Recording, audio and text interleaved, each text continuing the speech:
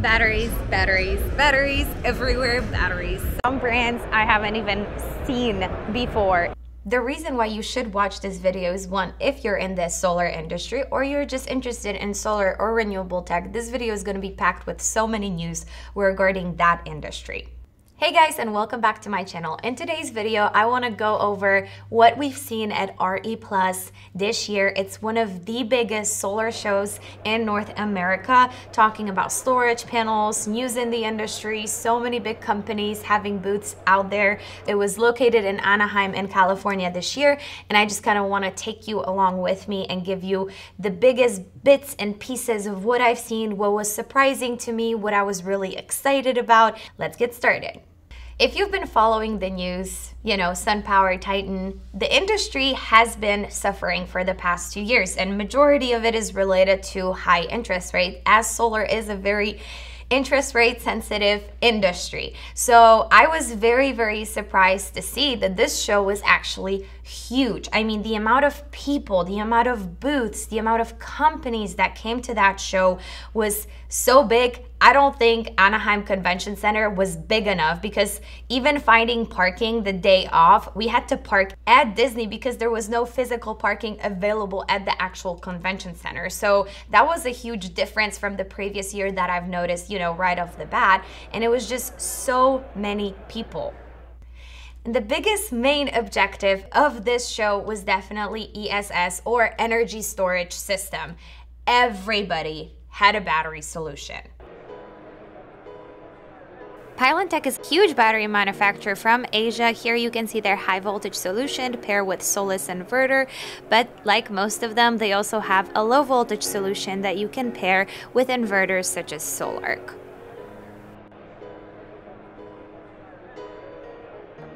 Dynas is another battery solution. As you can see, most manufacturers will have both high voltage and low voltage battery solution. Jackery is another cool battery brand. This one looks awfully similar to Anchor. Batteries are definitely gonna be the biggest driver of the solar industry moving forward, and that seems to just be the main objective at those shows. I think one of the bigger drivers in this industry too is basically the EV sector, and just how batteries are getting cheaper and cheaper. And mark my words, I think storage or energy storage for residential applications and commercial is going to become much, much more affordable in the coming years. Huge role here played by BYD, a Chinese electric car manufacturer that actually surpassed Tesla this year and became one of the world's largest automaker in the production of electric vehicles. Surprisingly, they're also making panels as well. As you can see here, they were showcasing their panels as well on their booth. Now, when it comes to their residential solutions, they are known for their HVL, the high voltage battery that you can pair with your newest hybrid SMA or front-use inverter. Alongside BYD, of course, CATL, another global leader when it comes to manufacturing batteries. They actually had over 40% of market share in 2023, which is huge. Now, their focus is, of course, commercial-sized batteries, but they're also putting a big emphasis on making solid-state batteries in the future for other applications as well. Mostly everyone is focusing on a hybrid solution. Now, there's also a couple companies that have AC coupled battery solutions for homeowners. Seems like they're also getting ready to release hybrid applications as well. So definitely moving forward, I think that's going to be the biggest driver of that storage of the storage application, is just hybrid systems. Now, not a lot of microinverter solutions, to be honest with you, not a whole lot of presence when it comes to like panel level monitoring solutions, etc. Now, rapid shutdown, on the other hand, was a bigger point for sure, because a lot of inverter and hybrid manufacturers are coming out with products that are similar to what Tesla created, and basically, or AP Smart, the rapid shutdown device. Now, as you know, AP Smart is a panel to a panel, and what I've seen is like with SMA, for example, they came out, or they're coming out with a product that's 3-to-1. So basically you have 3 panels and then 1 rapid shutdown device, which is definitely going to be very helpful when it comes to cutting costs and points of failure on the roof when it comes to, you know, future services, etc. Huge amount of foreign battery, portable battery options, kind of your Bluetti or your EcoFlow type batteries that look almost identical to one another. The only thing that's different is the brand name. One of the hauls was specifically devoted to foreign newcomers or new battery manufacturers coming into the US market. Here's another battery and hybrid option. Newcomers that I like to call all bring in a lot of cheaper or more affordable solutions such as hybrid, AC coupled battery options. I mean, you name it, they make it, which I honestly am not a huge fan of, because I really like when a company that makes the battery or the inverter has local presence here in the United States, because those things break. So you want to make sure that you have some sort of service available when you need it.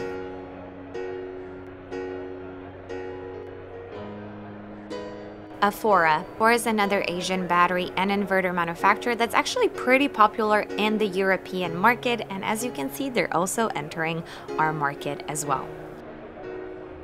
You probably can tell which ones are high voltage and low voltage batteries just by the way they make them look, right? They're thinner or wider. This battery definitely caught my eye because it is absolutely stunning looking. It actually works as a mirror that you no longer need in your garage. This is called Marstec.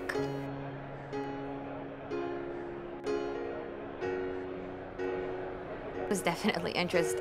At first I thought it was actually an Enphase Microinverter. As you can see, Homeowner is another Asian manufacturer, and they have a bunch of different microinverter options.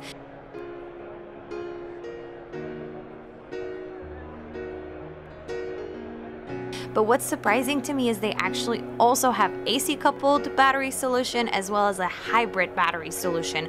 So my biggest worry with this producer would definitely be, how long are they gonna keep making that microinverter, and will you be able to replace yours in the future if they go bad, if you do choose to install that product? Now, as you can see, you don't even have to look at the brand. Almost all of those hybrid inverters will look identical on the outside and when it comes to the inside as well. Here you can see that you have your grid connection, you have your solar, you have your loads, you have your battery on the left side. So it's very similar looking to your EG4, to your solar inverter. Now, I'm kind of gonna guess that 70% of products or hybrid inverters in this show were actually not made by the actual manufacturer, and they were just simply white label because they're just looking too much alike. Growatt is another Asian manufacturer, but they are actually one of the top suppliers of inverters. They've gotten a lot of awards in the recent years for their production. Now, in this case, you can see that Growatt has a bunch of different products that they're showcasing on the show. Now, I have to say, Growatt is actually manufacturing their own products. Well, most of them.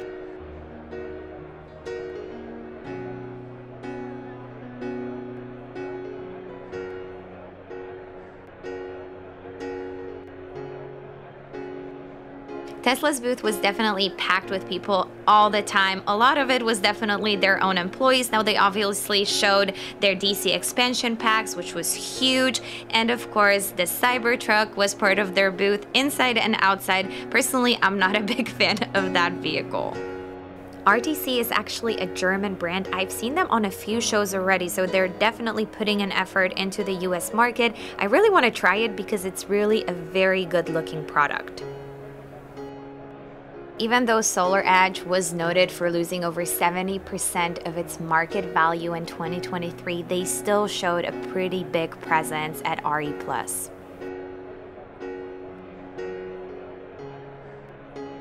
EP-Cube is gonna be your newest hybrid inverter option that you can actually also AC couple. Their design is definitely very good looking, and I did a full review of that battery against Tesla Powerwall in one of my previous videos, so make sure to check those out.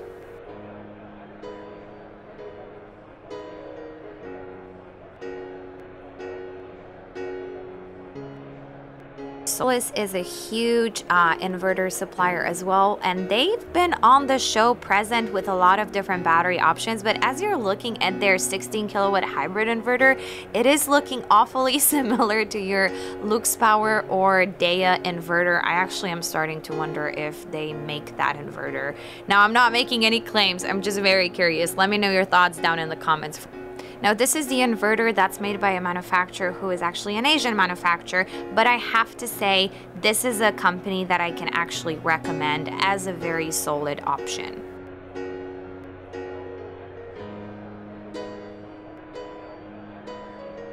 Daya is a big manufacturer of energy storage systems as well. They're actually gaining a lot of traction all around the world. Now, in the United States, you cannot buy a Daya inverter like you can in Europe. I guess they have some sort of agreement with Solaredge that they make it exclusively for them on the US soil.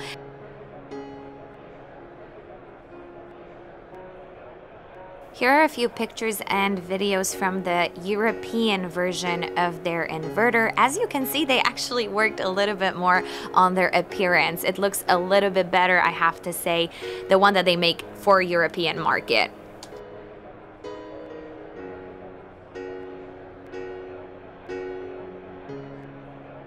Here's Home Grid. This is going to be your popular Solaredge battery option. Solaredge was definitely a very popular hybrid inverter on many different battery manufacturing booths. Here you have Briggs & Stratton, formerly known as Simplify Battery. Now, as you can see, Solaredge now kind of changed the way they work with different battery manufacturers, because you want to be using the battery that is actually recommended and approved and tested with Solaredge instead of just any battery that they used to say that it was like an agnostic hybrid inverter. So that definitely changed.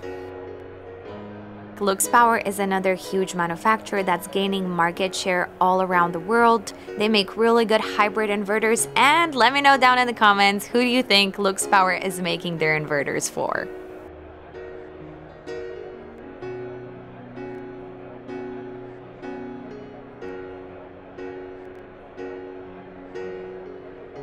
Very popular EG4, their newest actually inverter option. You can see the Flex Boss and the Grid Boss. This is their newer product. EG4 is made by LuxPower, but I did talk with the CEO and founder of EG4, James, last week in my office in Dallas, Texas, and he did mention that they are planning to bring in more manufacturing, or at least portion of it, into the United States, which is, to be honest with you, the biggest thing, or the biggest deal breaker in my opinion, because when a manufacturer invests into a manufacturing facility in the United States, they will not likely or not as fast leave the market as well. When the brand has presence in America or wherever you are in the world, that just gives you more trust that they're not going to leave as quickly if there are some turbulences in the market.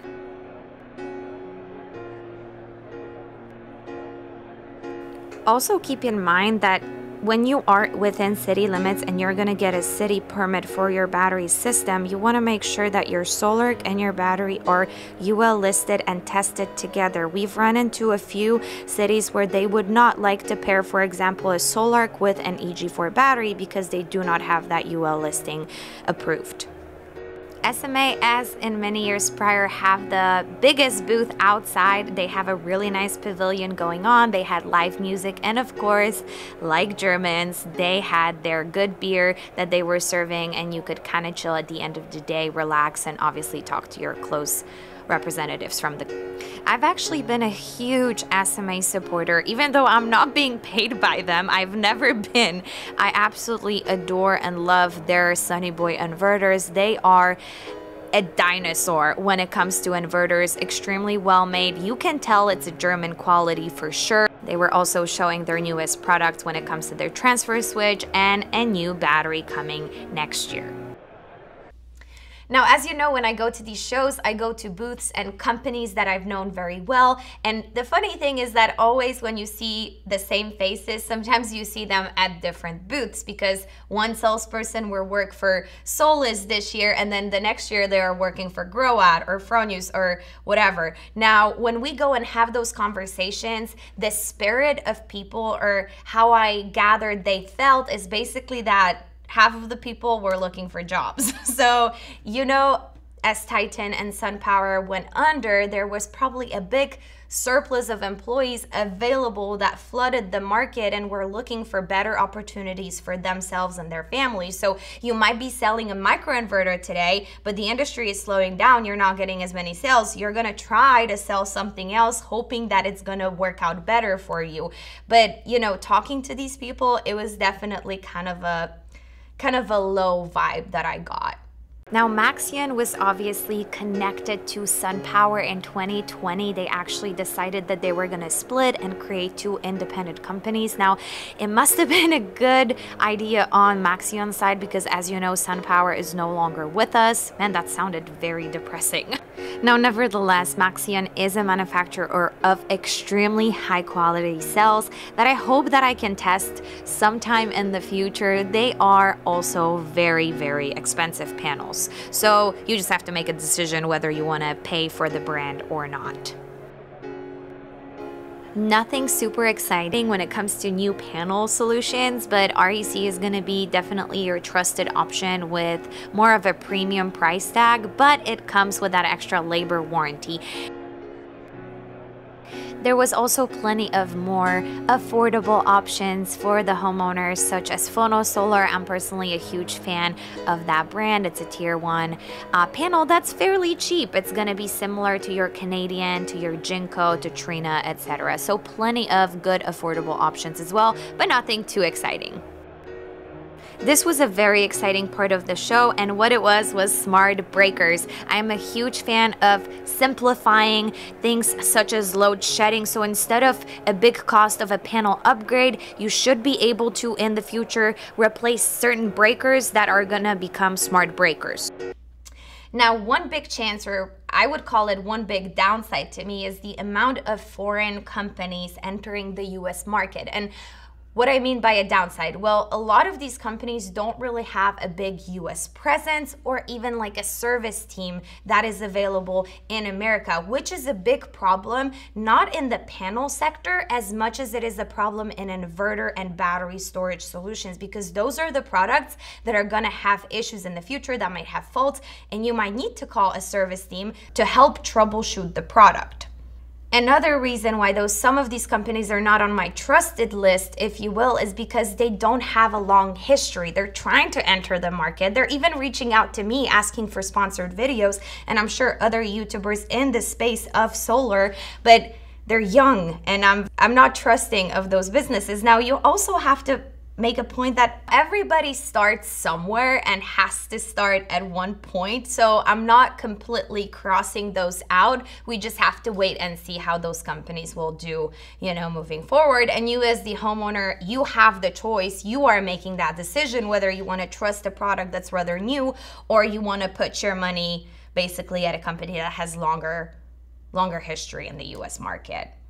Another big downside for me was just the amount of white labeled products. So products that are not made by the manufacturer, or let me rephrase that. There is a big manufacturer in Asia that is basically making an inverter for a bunch of US-based companies, right? So the problem I see with that is because the actual company doesn't necessarily own the rights or like the software and the intellectual property and everything related to that product. They do not own that. They just pay a producer or a manufacturer in China or in Asia to make a product for them and just slap the label or the logo of that product on them.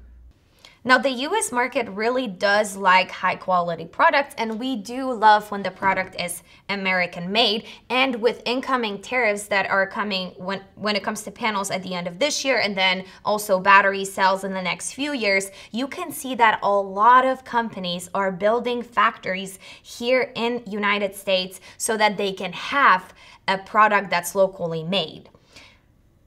Now, why is that important? I feel like a brand that is building a factory on American soil is definitely investing into long-term production. So that's definitely a huge plus for most of those battery companies.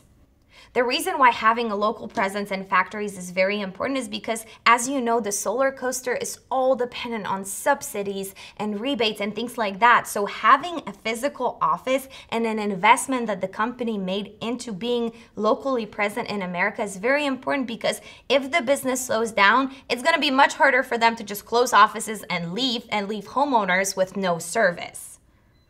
Now, I hope you did like this video and the news update from the industry. If you did, make sure to like this video, subscribe to the channel, and definitely comment down below what you think was the biggest thing or what you would like to see on my channel moving forward. Thank you so much for watching, and I'll see you in my next video.